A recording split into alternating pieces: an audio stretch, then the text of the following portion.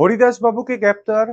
গাইবান্ধার পলাশবাড়ীতে বাংলাদেশের সনাতন ধর্মাবলম্বীদের জন্য নির্মিত সবচেয়ে বড় যে একটি মন্দির, সেই মন্দিরকে নিয়ে এত আলোচনা। এবং এই মন্দির এবং হরিদাস বাবুকে নিয়ে সারা দেশে মৌলবাদী শক্তিদের যে মানে এই ধর্মান্ধ জঙ্গি যারা রয়েছে তাদের যে উগ্রতা এবং তাদের যে সাম্প্রদায়িক সহিংসতা সৃষ্টির প্রচেষ্টা, এগুলো আসলে কেন, মানে এটার উদ্দেশ্য কি?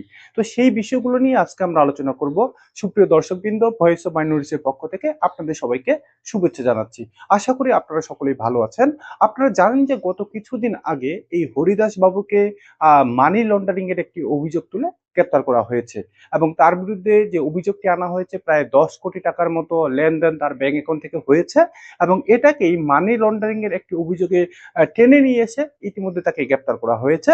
যদিও হরিদাস বাবু স্পষ্টভাবে তার বক্তব্যে বলেছে যে এই টাকাটা সম্পূর্ণভাবে মন্দিরের নির্মাণের জন্য বা মন্দির প্রতিষ্ঠার জন্য দেশের এবং দেশের বাইরে বসবাসরত বিভিন্ন সনাতন ধর্মাবলম্বী যারা রয়েছে তারা স্ব ইচ্ছায় দান করেছে।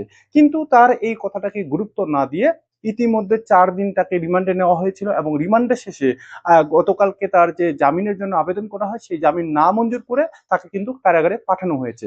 তো এই যে হরিদাস বাবুকে কারাবন্দী করা হলো, এটা আসলে কেন? আপনারা জানেন যে গত কয়েক মাস ধরেই গাইবান্ধার পলাশবাড়ির এই বৃহৎ মন্দিরটিকে নিয়ে সারা দেশে অসংখ্য আলোচনা হয়েছে এবং বাংলাদেশে বিদ্যমান যে উগ্র মৌলবাদী ধর্মান্ধ জঙ্গিরা রয়েছে সেই জঙ্গিরা কিন্তু এই মন্দিরটির কার্যক্রমকে স্থগিত করার জন্য, সেখানে যেন প্রতিমা নির্মাণ না হয়, সেখানে যেন মন্দির প্রতিষ্ঠিত না হয়, সেখানে যেন সনাতনী মেডিকেল কলেজ প্রতিষ্ঠিত না হয়, এগুলোকে দমানোর জন্য সারা দেশে এই উগ্র মৌলবাদী জঙ্গিরা কিন্তু উগ্রতার পাশাপাশি সাম্প্রদায়িক সংঘাত সৃষ্টি করার চেষ্টা করেছে। এবং এই মৌলবাদী শক্তির কাছে পরাজিত হয়ে, বলতে পারেন পরাজিত হয়ে, সরকার এবং প্রশাসন এবং সেই মন্দির কমিটি কিন্তু সেই রাম প্রতিমা নির্মাণের কাজটিকে স্থগিত করতে বাধ্য হয়েছে। ধরুন রাম প্রতিমা নির্মাণের কাজটিকে স্থগিত করা হলো, তারপরও এই হরিদাসকে আসলে গ্রেপ্তার করা হলো কেন? এটার একটাই স্পষ্ট উদাহরণ হচ্ছে টাকা, যেটা বাংলাদেশের সংখ্যালঘুরা মনে করে।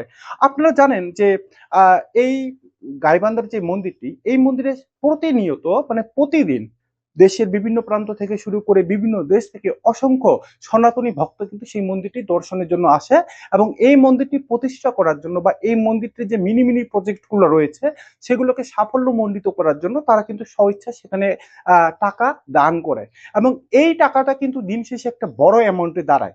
এখন যেহেতু হরিদাস বাবু এখন নেই, তাহলে এই মন্দিরটি আসলে এই যে টাকার ব্যবস্থাপনা বা এই মন্দিরটি যে পরিচালনা করে যে ব্যবস্থাপনা, এটা আসলে কারা করবে?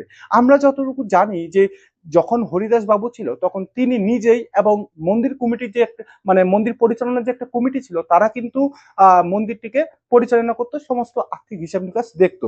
যেহেতু এখন হরিদাস বাবু নেই, বাংলাদেশে যে জিনিসটা সবসময় হয় যে যখনই সরকারের পরিবর্তন হয় তখনই আহ, বিভিন্ন জায়গায় মানে যেই জায়গাগুলো থেকে বিশেষ করে টাকা কামানোর সুযোগ রয়েছে সেই জায়গাগুলোতে কিন্তু সরকার বা বিভিন্ন রাজনৈতিক দল বা এই যে মৌলবাদী শক্তি, এরা কিন্তু তাদের নিয়োগকৃত দালালদেরকে বসায় এবং বসিয়ে কিন্তু সেই টাকাটাকে আত্মসাৎ করে। ঠিক একইভাবে যেহেতু এখন হরিদাস বাবু নেই এবং এই গাইবান্ধার এই মন্দিরটিতে প্রচুর টাকা প্রতি মাসে হিন্দুরা দান করে, হিন্দু ভক্তরা দান করে, তাহলে এখন কি হবে? এই মৌলবাদী শক্তি যারা আছে এরা তাদের নিয়োগকৃত যে হিন্দু কিছু দালাল আছে না, সেই দালালদেরকে সেখানে নিয়োগ দেবে এবং নিয়োগ দেওয়ার পরে তারা যেটা করবে যে এই মন্দিরের উন্নয়নের জন্য সনাতনী যে ভক্তরা রয়েছে তারা যে টাকাটা ডোনেট করবে সেই টাকাটাকে তারা আত্মসাৎ করবে। অর্থাৎ একেবারে স্পষ্ট যে সেটা হলো এই মন্দিরের উন্নয়নের জন্য সনাতনী ভক্তরা যেই টাকাটা দান করবে সেই টাকাটা মন্দিরের উন্নয়নের জন্য মূলত কাজে লাগবে না, বরং সেই টাকাটা তারা আত্মসাৎ করবে। ব্যাপারটা বুঝতে পেরেছেন? আসলে হরিদাস বাবুর নামে মামলা হয়েছে এবং তার বিরুদ্ধে যে অভিযোগটি আনা হয়েছে সেটি কতটুকু সত্য বা সেটা নিয়ে আসলে তদন্ত এই সরকার করবে কিনা আমরা জানি না।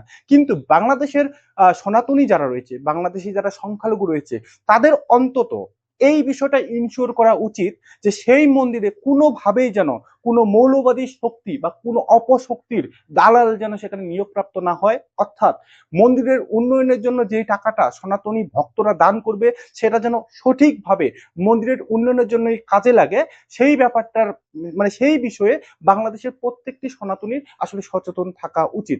দেখুন, একবার যদি এই মন্দিরে এই মন্দিরে যদি অপশক্তি বা এই মৌলবাদী শক্তি যদি সেখানে দায়িত্ব নিয়ে নেয়, তাহলে নিশ্চিত থাকুন এই মন্দিরের কোনো উন্নয়ন হবে না। এই মন্দিরের কোনো উন্নয়ন তারা হতে দিবে না। অর্থাৎ সনাতনীরা সেখানে টাকা দান করবে মন্দিরের উন্নয়নের জন্য, কিন্তু এই মৌলবাদী শক্তি সেই টাকাটাকে আত্মসাৎ করে তারা মন্দিরের সমস্ত কার্যক্রমকে স্থগিত করে দিবে।